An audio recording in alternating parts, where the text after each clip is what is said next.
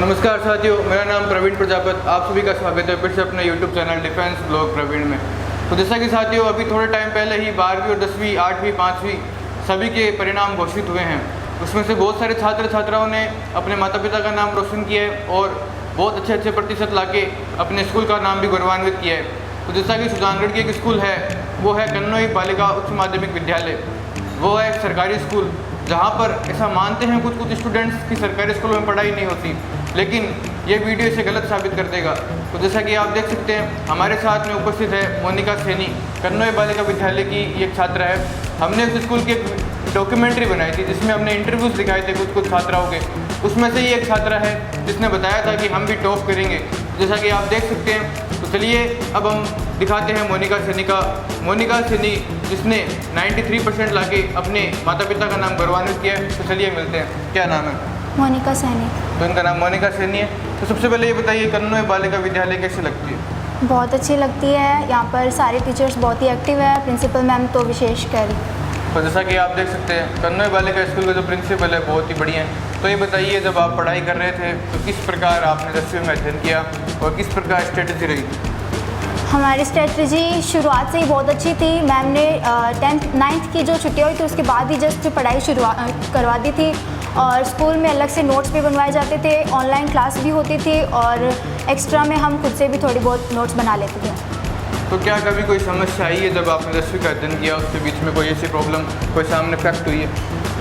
ऐसे तो मतलब बहुत सारे ऐसे डाउट्स वगैरह जो भी प्रॉब्लम होती है वो हम खुल के अपने टीचर से बात कर सकते हैं। हमें मतलब मोटिवेट किया जाता है इस चीज़ के लिए कि आप किसी भी चीज़ के लिए घुटन महसूस ना करें, आप अपने टीचर्स के साथ सब कुछ शेयर कर सकते हैं। तो 10वीं में फिर से बताइए हमारी ऑडियंस को कितने प्रतिशत आए?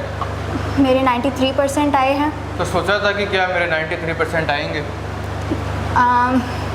सोचा था कि 90 तक आ जाए, मतलब 90 तक की तो मुझे उम्मीद थी ही प्रॉपर, लेकिन 93 का नहीं था, लेकिन अच्छा रिजल्ट रहा। तो जैसा कि आप देख सकते हैं, मोनिका सैनी बता रहे हैं कि हमने पूरी मेहनत की है और उस हिसाब से परिणाम आया है। तो ये बताइए, माता पिता का क्या सपोर्ट रहा आपके जीवन में? मम्मी पापा ने मुझे रेगुलर स्कूल जाने के लिए हमेशा मतलब रेडी रहे हैं मुझे भेजने के लिए। रोज़ मुझे छोड़ कर आते हैं पापा। हमेशा मम्मी ने मुझे टाइम पे अच्छा मील दिया है, जिससे मुझे अच्छी मतलब मेरी हेल्थ रही है, बिल्कुल भी ख़राब नहीं हुई। तो जैसा कि आप देख सकते हैं, पढ़ाई के साथ साथ स्वास्थ्य का भी ध्यान रखना होता है, और उसमें एक माता का तो बहुत खास योगदान होता है, जो अपने बेटे और बेटी को खाने पीने के मामले में कभी लापरवाही होती भी नहीं है। तो आपके पेरेंट्स कैसे मान गए कि हम हमारी बेटी को सरकारी स्कूल में पढ़ाएंगे? मम्मी पापा को तो मुझ पे इतना ट्रस्ट था ना, तो उन्होंने मुझे डाल दिया। उन्हें इतना तो पता ही है कि उनके बच्चों का बेस कितना स्ट्रॉन्ग है, तो यही सोच के उन्होंने हमें इसमें गवर्नमेंट में डाला है। तो चलिए एक सवाल और बताइए कि बहुत सारे स्टूडेंट्स को ये गलतफहमी हो रही है कि सरकारी स्कूलों में अध्ययन नहीं होता, तो क्या ये बात सही है? मुझे भी यही लगा था जब मैं फ़र्स्ट टाइम इस स्कूल में एडमिशन लिया था। फिर मुझे 10-15 तक मतलब ऐसे अजीब सा फील होता रहा। फिर बाद में अच्छी पढ़ाई होती थी, टीचर्स रेगुलर आते थे, क्लासेस लेते थे, अच्छी तरीक़े से सब कुछ समझाते भी थे, डाउट्स भी क्लियर करते थे। तो ये सब कुछ बिल्कुल गलत है। तो जैसा कि आप देख सकते हैं, सरकारी स्कूलों में अध्ययन होता है, बहुत शानदार तरीके से होता है। इस गलतफहमी को जल्दी से आउट ऑफ माइंड कर दीजिए कि सरकारी स्कूलों में अध्ययन नहीं किया जाता।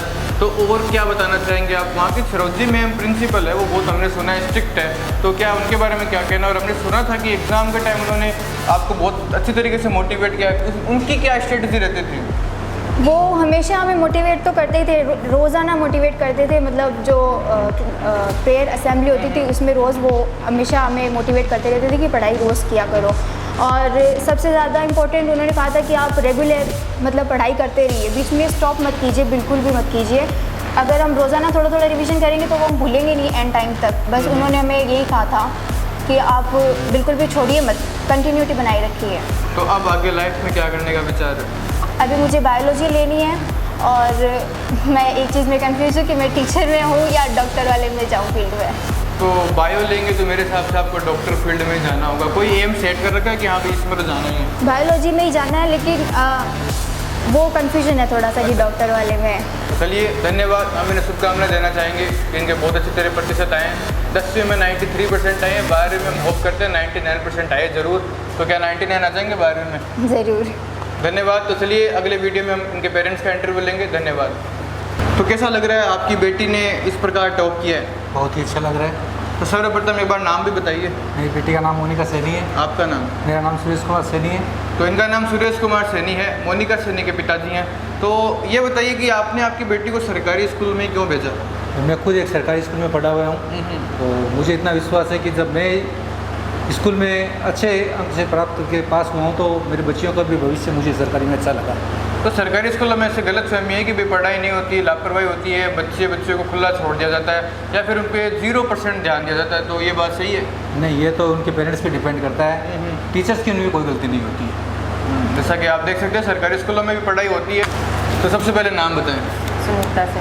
क्या नाम है? सुनीता देवी। इनका नाम सुनीता देवी है। तो कैसा लग रहा है आपकी बेटी ने इस प्रकार टॉप बहुत किया? अच्छा लग रहा है। बहुत अच्छा लग रहा है। पढ़ाई भी अच्छे से करती है और घर के कामों में भी हाथ बंटाती है, मेरे साथ में घर में काम भी करती है। तो मतलब घरेलू काम और स्कूल के क्षेत्र में भी आगे हैं। हाँ। तो आपकी बेटी पढ़ाई के साथ साथ और क्या हॉबीज रखती है? पढ़ाई के अलावा क्या इंटरेस्टेड है?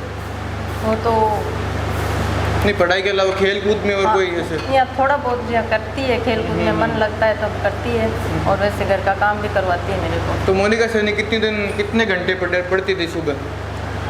सुबह तो पेपर के टाइम तो पढ़ती है ज़्यादा, और भी नॉर्मल थोड़ी भी हाँ। मन होता है तब पढ़ने बैठ जाती है। तो मतलब सुबह कितने बजे जाते थे? सुबह वो 5 बजे उठ जाती है, कभी कभी 5:30, वो मेरे साथ ही उठ जाती है। तो जैसा कि आप देख सकते हैं, एक माँ के साथ ये बेटी उठ जाती है और दैनिक क्रियाकलाप शुरू कर देती है हाँ। और पढ़ाई का अध्ययन भी पूरा करती है। तो ये बताइए कि सरोजी में माँ उस स्कूल की प्रिंसिपल है, तो उनका बिहेवियर कैसा लगता है? बहुत अच्छा लगता है। अब हम आपको दिखा रहे हैं मोनिका सैनी के जो दादाजी हैं, थोड़ा बहुत इनका एक्सपीरियंस जानते हैं। तो हमें बताएंगे क्या नाम है? रामपाल। तो इनका नाम रामपाल जी है। तो ये बताइए, आपकी मोनिका सैनी ने इस प्रकार टॉप किया है, कैसा लग रहा है? अच्छा ही लग रहा है। तो सोचा था आपकी मोनिका सैनी इस प्रकार टॉप करेगी? ये कोई जानता नहीं है, तो ऑटोमेटिकली सब होता है। तो जैसा कि आप देख सकते हैं, दादाजी भी बहुत खुश है। तो जिस दिन रिजल्ट आया उस दिन क्या रिएक्शन था आपका? अच्छा ही था। ओके, चलिए अब हम मोनिका सैनी के दादी जी का इंटरव्यू लेंगे। तो क्या नाम है? सोना देवी।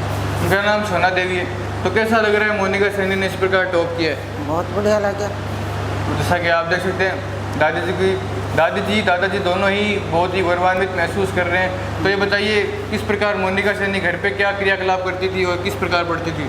बहुत मेहनत करती, रात और दिन पढ़ती, एकदम से ध्यान लगा पढ़ाई पर, दिन रात करती। छोटी जब भी पढ़ने लगी भी ना, ज़्यादा दिमाग चल रही है उसको। सही बात। बहुत बढ़िया पढ़ाई करी, साल के मायने याद करती आई है हमेशा, और आगे भी करसी, मेरी उम्मीद है, हमारी आशीर्वाद है हमारी मोनिका पर। बहुत बढ़िया पढ़ाई करसी। Okay, thank you.